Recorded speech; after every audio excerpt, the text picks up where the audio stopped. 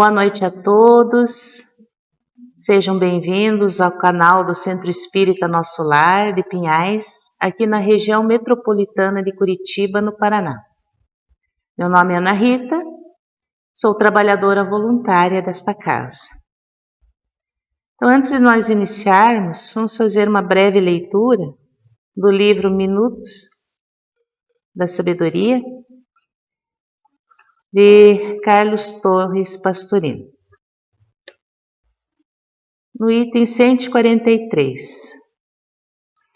Não desanime, não pare no primeiro degrau da ascensão. Se a dúvida o assaltar, se a tristeza bater à sua porta, se a calúnia o ferir, erga a sua cabeça corajosamente e contemple o céu iluminado e tranquilo. Embora recoberto de nuvens, você sabe que elas passarão e o céu voltará a brilhar. Siga em frente, que todas as nuvens da existência também hão de passar e voltará a brilhar o sol da alegria. Então vamos serenar nossos corações, nossas mentes, agradecendo primeiramente a Deus, nosso Pai maravilhoso, por mais um dia, por mais uma oportunidade que Ele nos dá de aprendizado, de crescimento. Rogando ao amado Mestre Jesus que nos envolva em sua luz e nos ampare para que possamos prosseguir na nossa caminhada. Que assim seja. Hoje nós vamos conversar um pouco sobre o capítulo 5 do Evangelho segundo o Espiritismo. É o capítulo mais longo do Evangelho. É o que mais traz ensinamentos. É o capítulo que trata das nossas aflições. Hoje nós vamos conversar sobre 3 itens desse capítulo. Dos bem-aventurados os aflitos. Nós vamos conversar um pouquinho sobre a justiça das aflições. E Kardec inicia esse capítulo com 3 passagens dos Evangelhos, que eu vou ler aqui só para nós entendermos o porquê dessa sequência. A primeira passagem ele diz, Jesus falando, né? Bem-aventurados os que choram, pois que serão consolados. Bem-aventurados os famintos e os sequiosos de justiça, pois que serão saciados. Bem-aventurados os que sofrem perseguição pela justiça, pois que é deles o reino dos céus. Isso está em Mateus 5, 4, 6 e 10. A outra passagem é: bem-aventurados vós que sois pobres, porque vosso é o reino dos céus. Bem-aventurados vós que agora tendes fome, porque sereis saciados. Ditosos sois vós que agora chorais, porque rireis. Mas ai de vós ricos que tendes no mundo a vossa consolação. Ai de vós que estáis saciados, porque tereis fome. Ai de vós que agora rides, porque sereis constrangidos a gemer e a chorar. Essas 2 passagens estão em Lucas, capítulo 6. Aqui, Kardec nos traz como primeiro item a justiça das aflições. Todos nós, em algum momento da nossa trajetória, já nos sentimos infelizes, já tivemos sofrimentos que não entendemos o porquê. A maioria de nós já perguntou: por que eu? Por que comigo? Por que eu sofro tanto? Será que eu nasci só para sofrer? Será que só eu que tenho que passar por todas essas dores? Todos nós já falamos isso, porque nós não entendíamos Deus como hoje a doutrina espírita nos apresenta. Nós, até então, havíamos humanizado Deus. Havíamos criado um Deus à nossa imagem e semelhança. Um Deus com características humanas. Um Deus que se magoa, que se vinga. Um Deus que comete crueldades. Aqui no livro do Raul Teixeira, pelo Espírito José Lopes Neto, Em Nome de Deus, o Espírito nos fala sobre isso. E ele começa o texto com essas nossas perguntas, né? É de costume acharmos muita gente que se atira a perguntar: que mal fiz a Deus para merecer tanto castigo? Será que terei vindo ao mundo só para sofrer? E aí ele nos chama atenção para isso, para essa humanização que nós fizemos de Deus. Dentro dessa forma de ver o Criador, a criatura o constrói à sua imagem e semelhança, o que a leva a admitir que Deus conduz em si as fragilidades de caráter, as debilidades morais que costumam caracterizar a alma mediana da humanidade. Era essa a imagem que nós tínhamos. Mas hoje, nós já atingimos a compreensão de que Deus é a inteligência suprema, é o infinito das perfeições. Então, se Deus é o infinito das perfeições, Ele não tem esses defeitos humanos que nós carregamos em nós. Então, tudo o que nos acontece, todo o sofrimento, toda a dor pelas quais passamos, são a materialização do amor de Deus por nós. E aí a gente se pergunta, como assim? Que amor é esse que dói? Na verdade, não. Ele complementa aqui, que ninguém sofre na terra em função de castigo divino. Porque Deus não castiga, Deus não se magoa. Deus não é um ser humano que a gente faz alguma coisa para ele e ele se magoa e revida. Não. Pois o que se convencionou chamar de castigo divino é, de fato, a manifestação do amor de Deus para com seus filhos, uma vez que lhes concede oportunidades novas para reaprender, para refletir e trabalhar por redimir-se. Então Deus nos dá oportunidade atrás de oportunidade, para que nós aprendamos, para que nós cresçamos, para que nós nos fortaleçamos. No comentário que Kardec nos traz aqui, no item da justiça das aflições, ele fala as outras perguntas que nós fazemos. Por que uns sofrem mais do que outros? Por que uns nascem na miséria e outros na opulência? Sem coisa alguma haverem feito que justifique essas posições. Se nós olharmos com o nosso olhar material, com o nosso olhar terra a terra, para o sofrimento que nos rodeia e para o sofrimento que nos acomete, realmente, nós não entendemos a razão. Mas quando compreendemos que Deus é infinitamente justo e bom, esse sofrimento, essa dor, tem uma causa, tem um porquê. Essa causa, esse porquê, está em nós, na nossa caminhada, nas nossas escolhas, nas nossas opções de vida. Porque o que nós plantamos hoje, colheremos amanhã. Se nós plantamos sementes de plantas amargas, colheremos plantas amargas.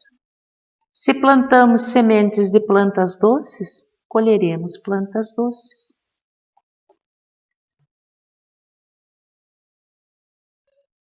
Aqui Kardec complementa. Se é soberanamente bom e justo, Deus é soberanamente bom e justo, não pode agir caprichosamente nem com parcialidade. Deus não escolhe alguns para sofrer mais do que outros. Logo, as vicissitudes da vida derivam de uma causa, e pois que Deus é justo, justa há de ser essa causa. Isso o de que cada um deve bem compenetrar-se. Por meio dos ensinos de Jesus, Deus pôs os homens na direção dessa causa, e hoje, julgando-os suficientemente maduros para compreendê-la, lhes revela completamente a aludida causa, por meio do Espiritismo, isto é, pela palavra dos Espíritos. Através dos ensinamentos que nos são trazidos pela doutrina espírita, nós vamos compreendendo que somos seres imortais, que nós já caminhamos por esta terra e por outras muitas vezes, que estas caminhadas, que nós chamamos de reencarnações, são a prova do amor de Deus por nós, que nos dá oportunidades de aprendizado e crescimento, que nos dá a chance de conhecermos o bem e o mal e fazermos as nossas escolhas. E esse sofrimento que nós carregamos hoje, que tanto nos aflige, são consequências ou de atitudes nossas, dessa existência mesmo, dessa encarnação mesmo, ou de uma anterior. Aí Kardec nos traz aqui na sequência as causas atuais das aflições. Porque quando nós aprendemos, alguma coisa sobre reencarnação, que nós aceitamos a ideia, sim, só pode ser isso, eu já tive outras passagens pela Terra, eu não costumo dizer outras vidas porque a vida é uma só. A vida é uma só, o espírito vive uma vez só. Mas nós temos diversas passagens pela matéria. E nós já passamos pela matéria nesse mesmo planeta muitas vezes. E aí nós costumamos jogar lá para trás, para outras encarnações, os sofrimentos de hoje.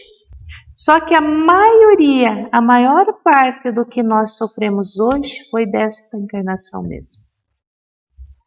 E Kardec nos explica aqui, ó.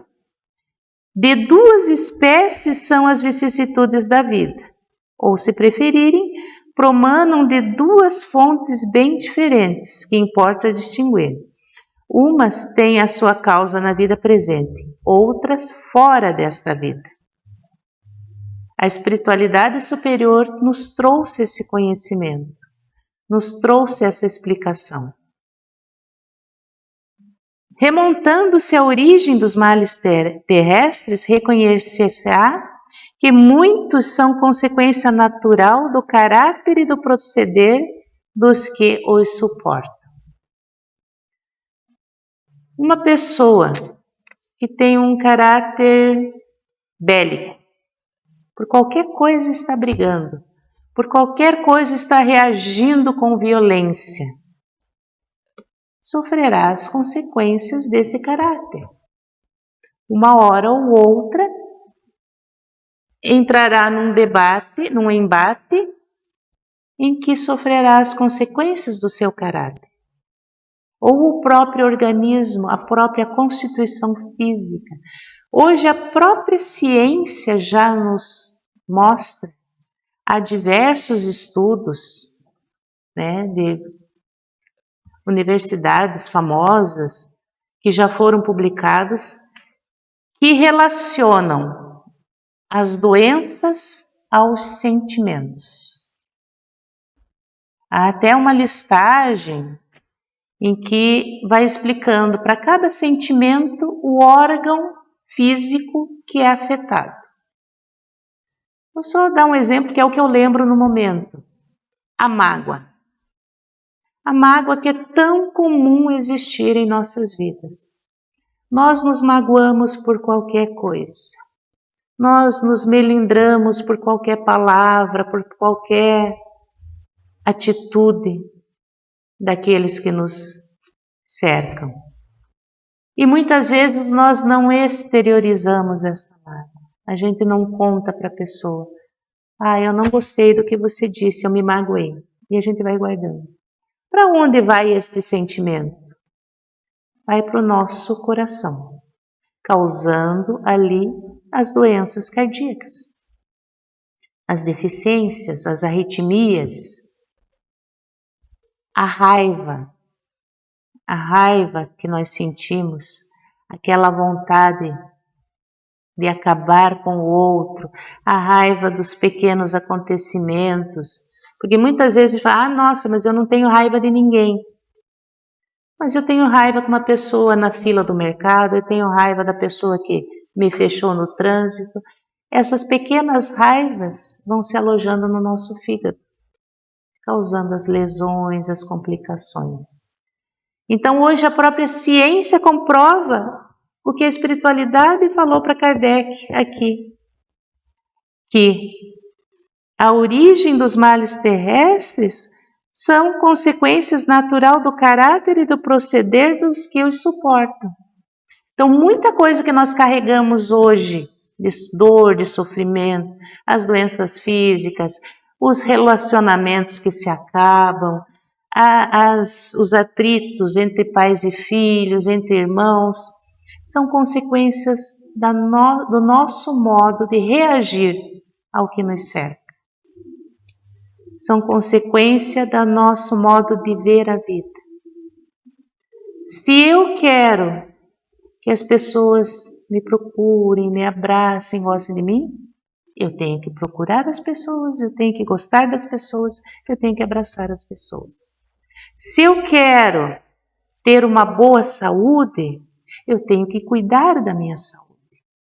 Eu tenho que evitar os excessos, eu tenho que evitar tudo aquilo que me prejudique. Aqui Kardec continua os ensinamentos da espiritualidade. Quantos homens caem por sua própria culpa? Quantos são vítimas de sua imprevidência, do seu orgulho e da sua ambição? Quantas pessoas nós vemos todos os dias, em pleno terceiro milênio, nós vemos notícias todos os dias de pessoas que caem em golpes, que perdem grandes somas de dinheiro, e golpes antigos. Esses dias mesmo eu vi que tinha pessoas caindo, no golpe do bilhete premiado. Esse golpe é muito antigo, mas as pessoas caem. Por quê? Por causa do orgulho e da ambição. Isso nos cega. A possibilidade do dinheiro fácil, de não precisar trabalhar para ter uma fortuna, leva as pessoas ao sofrimento, a caírem em golpes, a ter perdas. Aí o pouco que tinha perde, aí sofre. Pela sua imprevidência, pelo seu orgulho, pela sua ambição.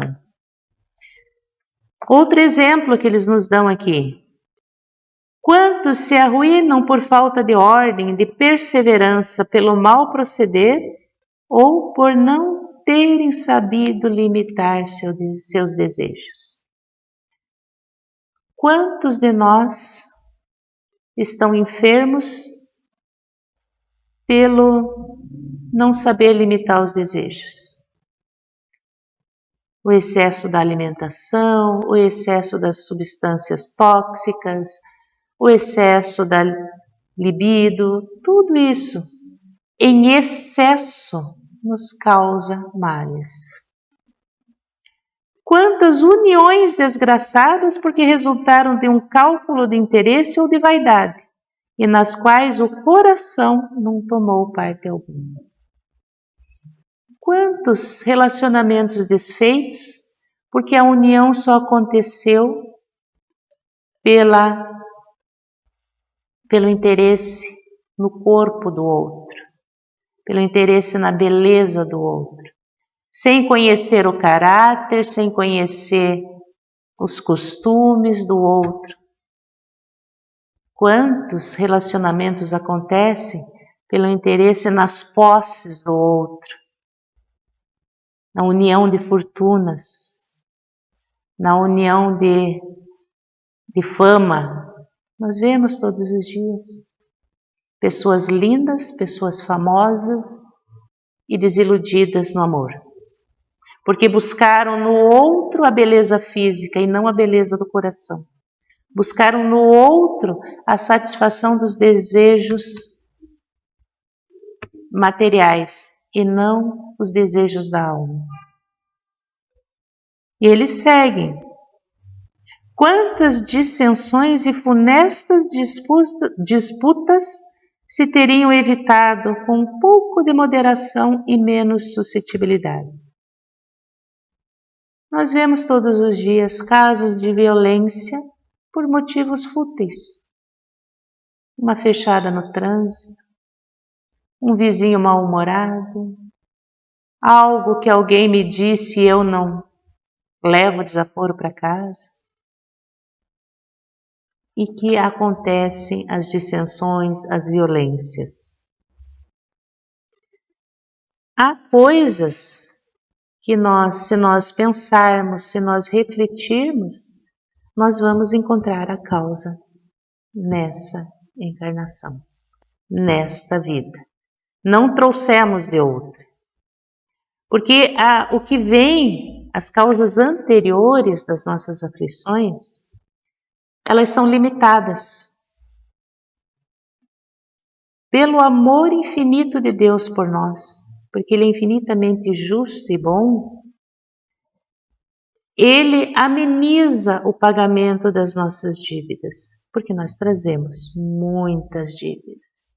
Porque a cada passagem aqui a gente aprende muita coisa, a cada encarnação a gente aprende muito.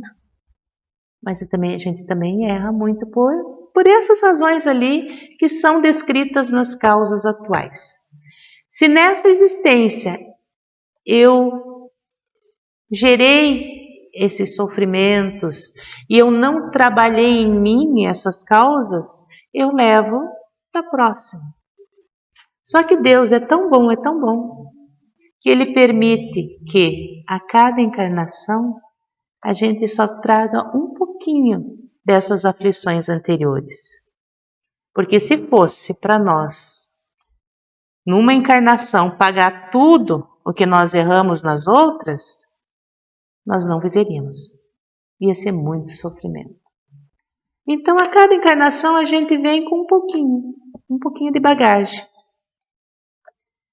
E aqui a espiritualidade começa a explicar que se há males nesta vida cuja causa primária é o homem, outros há também as quais, pelo menos na aparência, ele é completamente estranho e que parecem atingi-lo como por fatalidade. Tal, por exemplo, a perda de entes queridos e a dos que são amparo da família. Tais ainda os acidentes que nenhuma previsão poderia impedir. Os reveses da fortuna que frustram todas as precauções aconselhadas pela prudência. Os flagelos naturais, as enfermidades de nascença, sobretudo as que tiram a tantos infelizes os meios de ganhar a vida pelo trabalho, as deformidades, a idiotia e o cretinismo. Só lembrando que esses termos eram os termos usuais à época em que foi escrito o livro. Tá? Mas, às vezes nós nos perguntamos, mas e aquela criança? Nossa, que já nasceu com uma doença grave, que já nasceu com uma deformidade. O que aquele anjo fez? Normalmente a gente fala isso, né? Não teve tempo de pecar. A reencarnação nos explica isso. Nós somos espíritos imortais. Nós fomos criados por Deus simples e ignorantes e temos uma vida e diversas passagens de aprendizado pela matéria. E às vezes nós cometemos erros graves. Mas Deus não nos cobra esses erros logo na sequência. Normalmente não. Ele espera que nós amadureçamos, que nós cresçamos espiritualmente para nos trazer essa consequência. Então, se hoje nós estamos passando por algum desses itens aqui, um revés da fortuna, por exemplo. Quantos que tinham uma vida estável, uma vida regular, confortável e por um motivo qualquer, por uma crise mundial, por um desemprego, perde o seu status. Passa a viver numa situação de penúria. Nós estamos vendo muito isso hoje. Se nós temos o conhecimento e a consciência de que Deus é infinitamente justo e bom, que nós somos imortais e que a causa das nossas aflições ou são atuais ou são anteriores, nós conseguimos nos manter calmos e resignados. Nós conseguimos sobreviver. E conforme a nossa atuação diante do fato, diante do sofrimento, ou nós crescemos ou nós estacionamos. Esses dias eu estava refletindo sobre isso e lembrei de um fato que aconteceu comigo há pouco tempo atrás, na minha adolescência. Eu tinha uns 19 anos de idade, na praia, né? Porque todo jovem é corajoso, todo jovem acha que é imortal. E eu fui pro fundo. A praia estava tranquila, as ondinhas normais, e eu fui indo. De repente, veio uma onda enorme, se formou aquele paredão na minha frente. E daí? Aconteceu comigo o que os surfistas costumam chamar de levar um caldo. Embolei na onda. Aí você se perde, você não encontra mais o chão e não encontra mais o ar. Você está no meio da onda. Bom, se hoje eu estou contando essa história para vocês é porque eu sobrevivi à onda, tá? Mas o que eu pensei no momento? Pelo pouco conhecimento que eu tinha, primeira coisa, eu confiei em Deus. Se for meia hora, agora vai ser. Mas aí o que eu fiz? Eu mantive a calma. Instintivamente eu me fechei, né? Segurei o joelho e fui embolando até que a onda me levou mais próximo da praia. Essas vicissitudes que nós passamos hoje são ondas gigantes que nos envolvem. Se nós conseguirmos manter a calma e a confiança em Deus, a própria onda nos leva para o lugar, para a terra firme. Mas se nós entrarmos em desespero, se nós entrarmos em revolta, se nós pararmos ali para ficar gritando, porque eu, meu Deus, a onda nos leva embora. Então, a certeza de que existe um Deus justo e bom, a certeza que estamos sendo amparados, que ninguém está sozinho, nos mantém em pé. E é esse é o consolo que eu queria trazer para nós hoje. Confiemos. O que nos acontece, acontece por uma causa. Alguma coisa que a gente errou lá atrás e precisa aprender o certo agora. Esse lá atrás pode ser numa outra encarnação ou dessa mesma. Se eu cometi excessos, vamos falar da comida, a vida inteira cometendo excessos na alimentação, vai chegar uma hora em que a própria natureza vai cobrar. Aí vem o diabetes, vem os problemas cardíacos, problemas de circulação. Aí eu tenho que ter essa consciência. Opa, a culpa foi minha, agora eu preciso mudar. O que eu preciso aprender a partir de agora? A cuidar mais da minha alimentação, dos excessos, etc, etc. Porque Deus sempre vai estar nos amparando nos acompanhando, seja qual for a decisão que nós tomemos. A caminhada é nossa, mas Deus está sempre nos amparando. Jesus está no leme do nosso barco. E como diz o título desse livro aqui, em nome de Deus, vamos continuar. Era essa a mensagem que nós tínhamos para esta noite.